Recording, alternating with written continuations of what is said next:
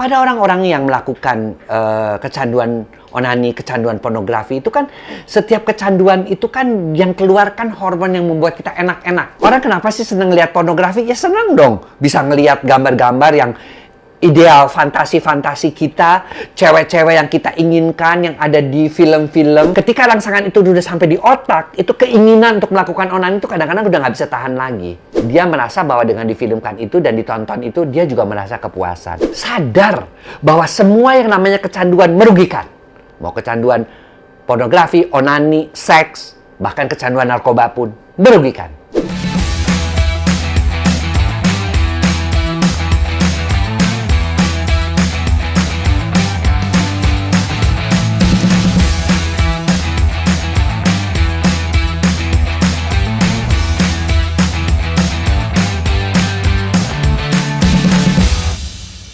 Sering ya, Boyka Mania, sahabat Twist, orang tanya, apa bener sih kecanduan onani, kecanduan pornografi, kecanduan seks itu bisa mengecilkan otak kita? Jadi begini, sebenarnya otak kita tuh ada otak kiri yang bersifat logika sama dengan otak kanan yang berkaitan dengan art, ya. Nah, yang namanya disambungkan oleh yang namanya lobus, ya, di depannya prefrontalis, itu menyambungkan antara otak kiri dan otak kanan, sehingga seseorang itu bisa memberikan pertimbangan keputusan, ya, dengan ada seninya, artnya, tapi ada juga logikanya. Nah, pada orang-orang yang melakukan kecanduan onani, kecanduan pornografi itu kan setiap kecanduan itu kan yang keluarkan hormon yang membuat kita enak-enak, yang atau disebut dengan hormon cinta, hormon dopamin. Itu rasanya kita cinta, rasanya kita seakan-akan senang selalu, ya.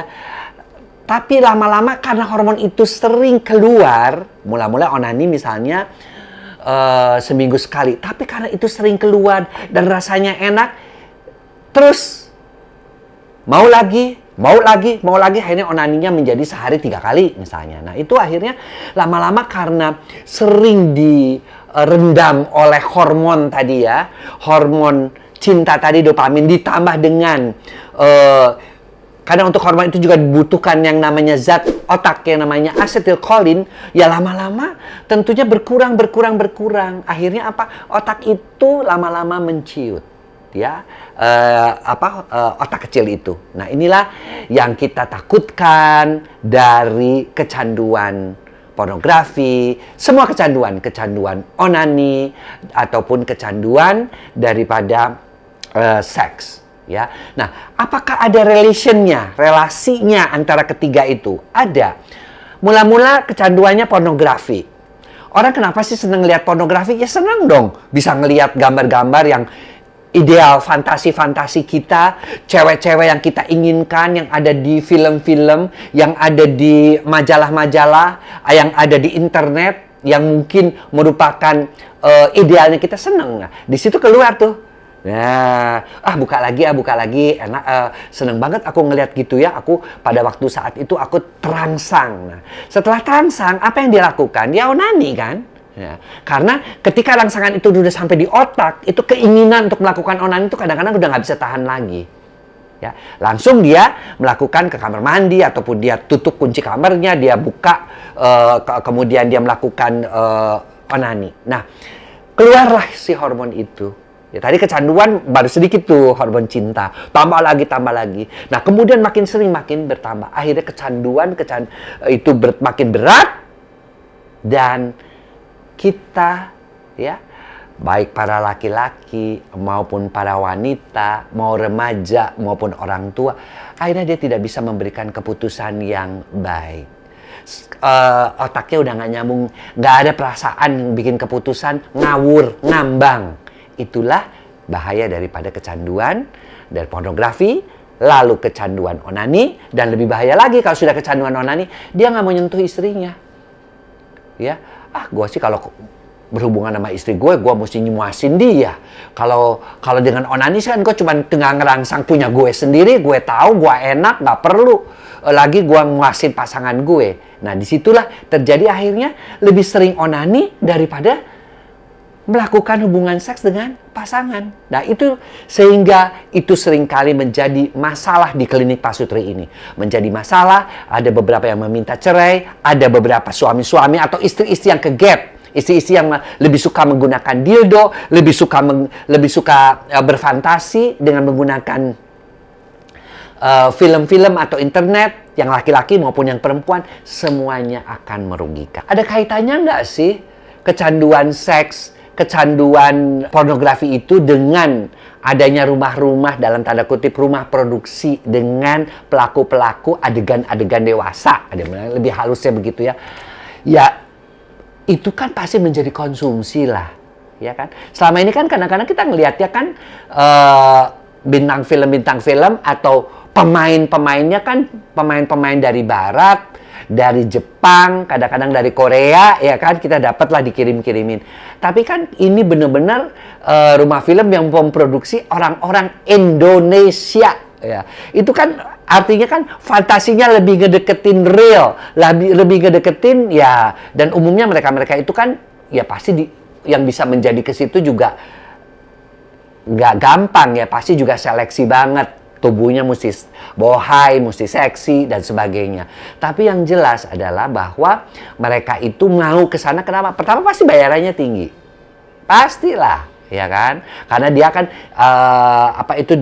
itu kan dikonsumsi oleh pria-pria dewasa kalau dia wanita. Kalau yang pria pasti dikonsumsi juga oleh para wanita. Karena memang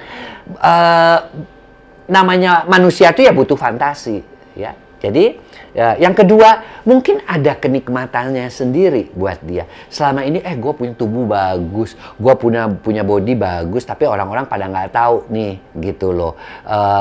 Sehingga dia mau difilmkan, dan dia merasa bahwa dengan difilmkan itu dan ditonton itu dia juga merasa kepuasan. Itu kalau di dalam kasus seks namanya penyimpangan seksual jenis voyeurisme, seneng ditonton. Ya, dulu juga ada kan video-video yang dia merekam videonya kemudian dia tonton, itu juga ada, itu namanya voyeurism. Jadi ya hati-hati ya, mau bagaimanapun juga yang namanya rumah-rumah film juga hati-hati juga Anda terjerumus masuk ke dalam situ. Dan di situ juga bisa saja setelah difilmkan di situ beberapa orang yang melihat film itu bagus kemudian ini bisa dibook nggak sih, OB nggak sih, open book nggak sih? Kemudian mereka akhirnya menjadi pekerja seks. Ya, jadi hati-hati.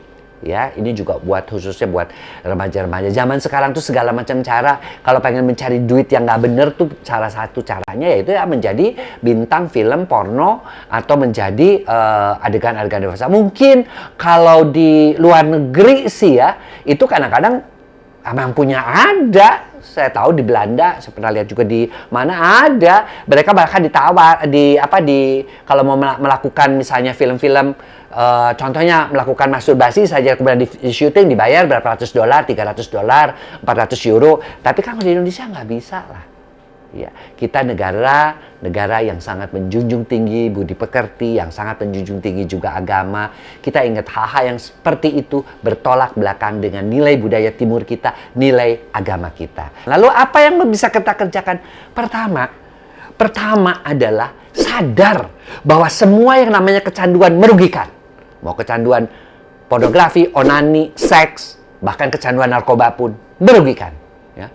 Yang kedua, emang gak ada kerjaan lain sih selain nonton film porno? Apa gak ada kerjaan lain sih selain tertarik pada hal-hal yang bersifat fantasi yang kadang-kadang tidak mungkin diwujudkan? Cari dong kegiatan positif. Olahraga kek, baca buku kek, ataupun misalnya melakukan hal-hal, menulis, ya, menciptakan sesuatu hal yang baru.